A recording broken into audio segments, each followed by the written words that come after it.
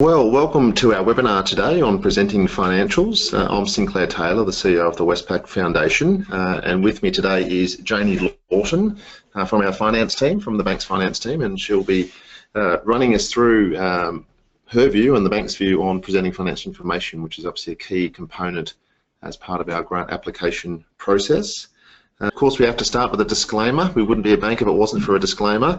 Look, I don't expect you to read all of this, but suffice to say that the information in today's webinar is of a general nature, and we're not providing you legal or tax advice, and of course seek appropriate advice regarding your business activities. In terms of our agenda today, 4 items we're going to cover: what financial information we are looking for our shortlisted social scale-up grant applicants to submit. We want to then talk about organisational structures, and for us to really understand the nature of your organisation in a financial sense and its structure, and whether there's relationships with other entities. Then we're going to look through how we assess financial health and financial sustainability. And finally, we'll have a few watch out for, so the things that we are keen for you to avoid based on our experience with other grant applicants. And now I'll hand over to Janie Lawton. So Janie is a chartered accountant with Westpac, and Janie's been here almost 7 years. She's currently in our technology finance team, and she works in our project management office, looking after project delivery for Westpac's technology projects. And Janie has had a long association with the Westpac Foundation, and in fact she's been a business mentor to Jigsaw, who many of you would be aware were a social scale-up grant recipient last year. So Janie was involved in our risk and finance panel 12 months ago, and certainly brings a wealth of knowledge and advice. Thank you, Sinclair. And thank you everyone for joining us on this webinar today. I'm very excited to be speaking to you about the financial information that you'll need to submit for your Westpac Foundation Social Scale-Up Grant application. And I'm looking forward to receiving your submissions when they come in on the 8th of May. What I'm going to cover now is what financial information you need to submit. The first thing is the latest audited financial statements for the social enterprise applying for the Scale-Up Grant. Secondly, profit and loss, balance sheet and recent cash flow statements for the most recent period, and if you could provide those for a period of 3 months. And lastly, if your social enterprise business is part of a larger organisation, could you please also provide the latest audited financial statements of the parent entity? Secondly, details of the financial support that is provided by the parent entity to the social enterprise, and an example there would be working capital. And thirdly, some high-level detail of the financial position of the other business segments operated by the parent entity. In relation to that last point, I'm going to cover that in a bit more detail later in the presentation, so I'll leave it there for now. In terms of detail, if you could please clearly highlight as separate items any income from government grants, donations, fundraising or philanthropic funding, investments or other non-trading income, and detail whether this is one-off or recurring. We'd also ask for you to list out your major philanthropic donors so that we can understand the position of your donations.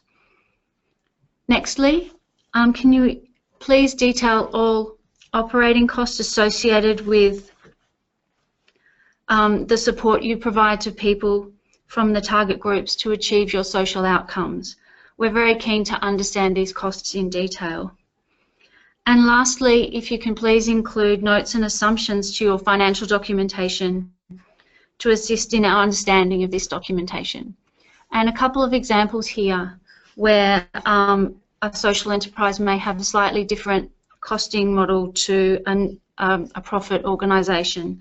So examples would be, for if you get services that are at below market rates, if you could let us know about those so we can understand that you're your cash flows are lower than what we might expect, or if you have any volunteers that may be providing services for you.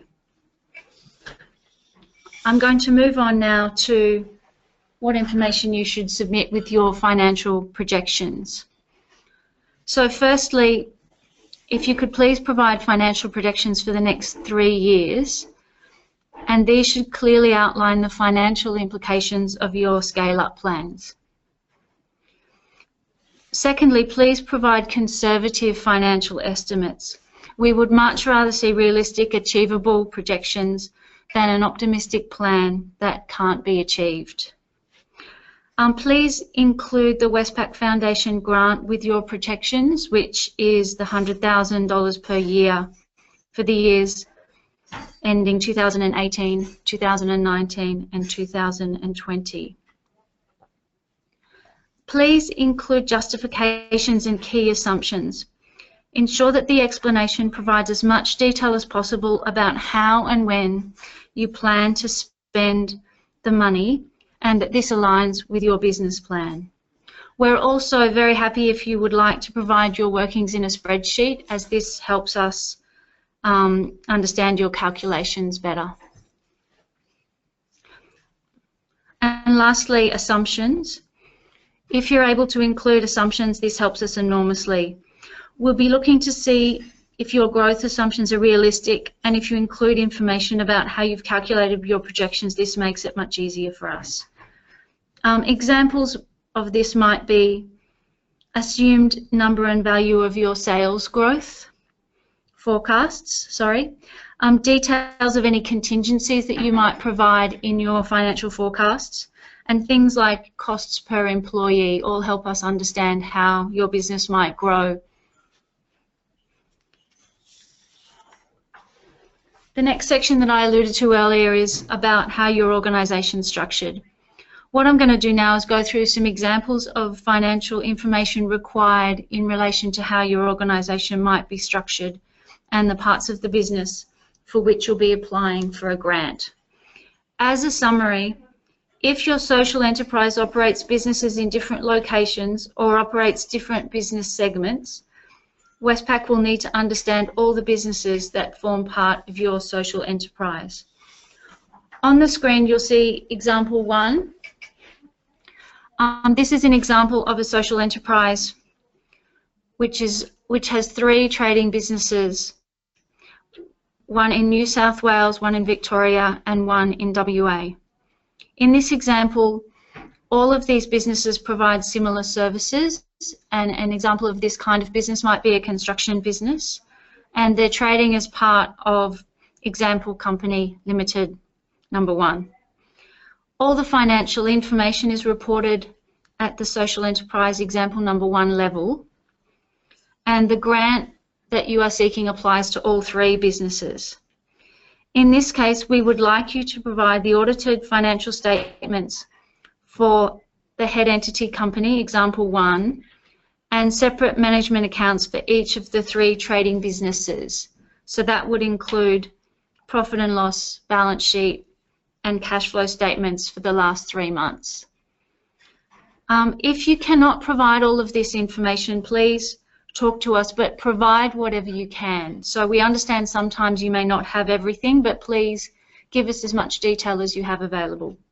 That's right, Janie. And just to add to that, we're certainly well aware that there's different approaches to the way financial reporting occurs within certain social enterprises. This is about us just trying to get a deep understanding of the reliance, if any, between different components of the business and the way that one might cross-subsidise the other. So that level of management accounting, if available, would really help our understanding. This next slide here, a slightly different structure. So this is social enterprise example number 2. This social enterprise has 2 trading businesses, and they're trading as part of the head entity. And again, all the financial information is reported at example 2 limited head entity level. Trading business number 1 is a cleaning business, and this is the business that has applied for the social scale-up grant. And Trading Business 2 has not applied for the grant, and it is a different kind of business. It's a catering business in this example. While there is only the application for Trading Business 1 for the Social Scale-Up Grant, we still need to understand at least some high-level information about profitability and funding sources for Trading Business 2. This is so that we can evaluate both the social enterprise as a whole and also the grant for the cleaning social enterprise business. And again, please just provide what you have. If you don't have all of this information, please give us everything that you can. So for this next session, Assessing Financial Health and Sustainability, I'm going to outline a few things that we look for when we're assessing your business for the Social Scale-Up Grant. Some of these have been covered before, however, it's worthwhile going through them again. So the first is realistic cash flow and revenue projections. We will look to see that your projections look realistic based on your enterprise's business plan and also comparable business and industry data, and that you've conservatively estimated your cash flows and included some contingencies. So it would be great if you could provide us some information on how you came up with your projections and why you think they're reasonable. Secondly, if you could please outline the cash reserve or buffer that you think you need to manage unexpected events, and make sure you include that in your forecasts. And lastly, the need for the grant in scaling up. If you could please help us to understand your need for the Westpac Foundation contribution through the Scale Up Grant and how this will help your business achieve longer term sustainability, that would help us in assessing your grant. That's right, Janie. So the need for the grant is often obvious. That said, we do get applications where, due to the size of the enterprise, the need is not as obvious. So we want to back organisations as part of their growth plans, but to do that, we need to really understand their level of reliance on philanthropic support to plug some of those gaps. And we also acknowledge that we're often not the only funder, so that's why we're asking for a view of other philanthropic supporters and their financial commitments. Thank now you. We'll move on to what to watch out for. Thank you, Sinclair. So this is some of the experience we've had with previous submissions that weren't perhaps completed so well, just to give you a sense of what we're looking for. So the first one here is incomplete financials. So we've been over this, but just to make it clear, we're after the current financial position for the business entity applying for the grant, including profit and loss, balance sheet, and detailed monthly cash flows. In many cases, we will also need audited financial statements for the head entity. We'd like details of all your business segments, and please include notes to your financial documentation to support our understanding. In addition, please make sure your financials add up. I know it seems fairly obvious, but occasionally these things don't add up, and we don't want to ask the question, and I'm sure you don't want to answer it, as to why your financials haven't added up. So just double check it. I've done it before myself, to be honest. We want balance sheets of balance. That'd be good. Among other things. Among other things. Thank you. Secondly, not including contingencies. So please tell us what contingencies and buffers you've included. We want to make sure that your project and your mission is a success. So if you can include those, that will help us enormously. And lastly, over-ambitious projections. Oh, that's not lastly. Sorry, I've got a few more to go after that one. But having the first 2 years at a very low growth and then suddenly taking off and have booming financials may not be what we need to see. What we would much prefer to see is a sustained plan to help you get to where you need to get to. This includes making sure that you adequately assess for time and costs associated with growth and change. So examples of this include, and you would know this much better than I, but it's expansion of the space that you need, additional staff, additional technology. So these things, as you would know, take time to embed. The next one is not itemizing your funding sources. So we've mentioned this a couple of times, I won't dwell on it. But it's important for us that you keep your trading income separate, as a separate line item from your philanthropic donations, so that we can understand how your organisation is funded. And lastly, alignment of your social outcomes with your financial forecast. So please make sure that your financials align with your business case and your growth projections and your social outcomes that you expect to achieve. So that's all from me, Sinclair. Thank you. Well, thank you very much, Janie. We've got time for questions, and one has, of course, come through. Will these slides be available? Yes, they will be. So we'll certainly distribute the slides from today, and this webinar itself is recorded and will be available via the Davidson Institute website. Well, I don't think we're going to get any questions online from what I can tell. So a very quick webinar, fast game to good game. Someone's saying thank you, that was a straightforward process, so thank you for that. Yeah, so it's a nice and quick, and yeah, please feel free to get in touch with the foundation if you do want to ask any further questions subsequently.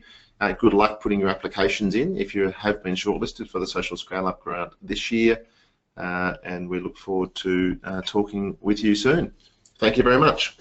Thanks, Janie, too. Thank you.